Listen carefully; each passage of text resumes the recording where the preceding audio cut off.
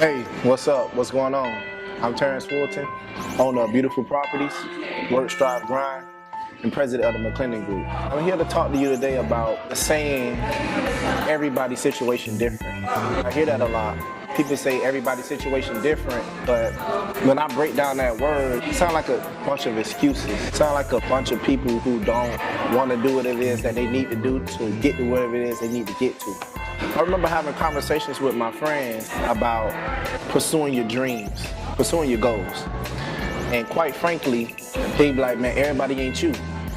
When people don't want to do or not doing what the fuck they supposed to do, that's like the first thing they say, everybody ain't you, or everybody's situation different. And that's like an excuse to not to do something. And I was with a couple of my friends over the weekend, and of course, as you know, I have a few wealthy friends and people that's rich. I never heard none of my rich friends say everybody's situation different. Everybody know that. Everybody know people grew up different, grew up in different households, was raised different parts of the country, different parts of the world. Some people had to escape their country, or their parents escaped their country to come here. They not using the excuse, everybody's situation different. You want to do what it is that you need to do to get your foot in the door. Stop looking for an excuse, cop out to not do what you need to do or do what you want to do with your life. I'm more of a no tolerance guy for certain stuff, more of a doer. If I say something, usually 9 times out of 10 I execute it. People don't even realize I put stuff out in the world that I don't even know how the fuck I'ma do. I haven't even figured it out yet, but I figure it out along the way. That's the way it works with being successful, pursuing your goals and your dreams. It's about ideas being executed. It's about putting a team together, people together that's gonna help you excel or help you reach some of your goals. When people come to my courses, they come to my seminars, they come in thinking one way and they leave thinking totally different way. You wanna come and get your mind challenged a little bit and get your competitive juices flowing, and I'm for you.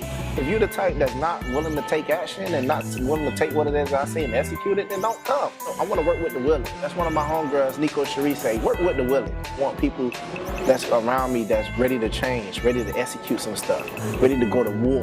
Don't care about what they got going on. Whatever it is that you want to do, you're going to get that shit done. But everybody's situation different. Everybody not you, is what people would say. I don't want the same things you want. Oh, I'm fine with this. You got some people that was like, see, I don't need all that. How you know what you need when you never had much? So you don't know what you really want and really need. How about you get to where you need to get to, where you're able to make that decision? When you building wealth and you making money, it's about having options. I like to know I can afford some things and I just don't have it because I don't want to buy it. Not because I can't afford it. You want to be able to have options. But it's not going to come from everybody's situation different though. I promise you that. Look at the people that say everybody's situation different, and you tell me how they living. You tell me how you want to be in life. Their situation different from yours because they don't want to put in the work that you put in to get to wherever it is that you at or you trying to get to. So sometimes you have to separate yourself. Put yourself in a position where you put yourself around like-minded people, like-minded individuals. I said 4 years ago that I shared on Facebook, Dreads and Gold Teeth, that I changed my circle. But people probably thought I was playing when I originally made that video. I just knew the circle that I was around at the time wasn't I needed to be around to get where I am today. Where I am today is the place that I always envisioned being at. Quitting my job, earning decent money, having a respectable real estate portfolio. That was stuff I envisioned years ago, but it was about putting myself in a position where the people around me can stretch me, challenge me. People that got the nice houses or drive the nice vehicles or taking the nice vacations. They family have money or they don't have to worry about that. Being happy, living outside your means. That's another one that's really big. And I always ask people what they mean by that, because quite honestly, living outside your means you want more. That got its own thing where people will buy certain stuff and live in a certain way, but that's not living outside your means. That's called fucked up priorities. That's what that's called. Think about it. Anything that you really want out of life is outside your means. Everything nice that you want is outside of your means. You might stay at home with your parents, paying a certain amount of rent. I hope you guys are paying your mama to stay there. Let's say you give her $100 a week. That's $400 a month. Let's say you want to move somewhere that's $1,000. That's a $600 difference. That's living outside your means. That's something that you're not comfortable paying. You never paid it. So you're living outside your means. What about that car that you always wanted? You probably came from where you didn't have a car note to where you got a car note now. That's living outside your means. That's affording what it is that you want. That's going for whatever you want out of life. But it's about prioritizing those things. Because everything you want out of life is outside of your goddamn comfort zone, is outside of your means. Everything that you want nice. You may not want a nice car. You may not care for a nice house. You might want an exquisite vacation. That's outside your means. Because that vacation costs money. And probably some money that your ass don't have right now. So you have to go out and you have to afford it. People use the cop out, I'm not living outside of my means. That means you just settled. You are okay with not having what you really feel you deserve. So instead of looking at I can't afford it, look at how can I afford it? Because it's there. They selling it. Somebody buying it. Why not you? People will look at something and say, oh, I can't afford it and walk away. That's called mental laziness. Instead of coming up with ways to afford what it is that you want, don't mean you have to buy everything that you see. So let's not take that out of context. So what you really truly feel you deserve, but it may be outside of your means. Find a way to fund it.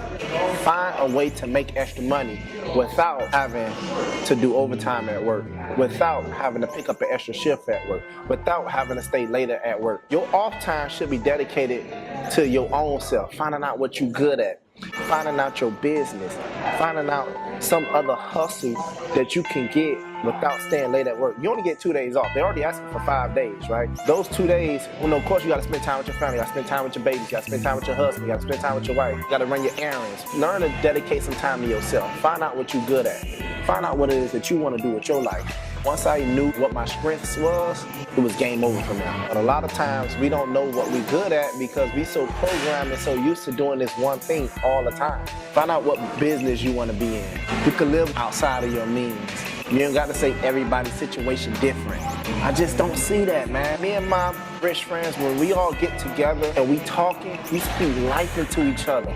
We talk motivation. We add value. We talking about the business. We talking about adding value to customers. You bring value, value brings money. So it's no even point in you talking about money. That's improving the product, improving the service, improving the store, improving yourself, improving your staff, improving your team. Learn some real estate, learn how to build wealth, learn how I transitioned from a warehouse job for 9 years to doing what it is that I'm now doing, having a very respectable real estate portfolio. Come to my course. The link is going to be below.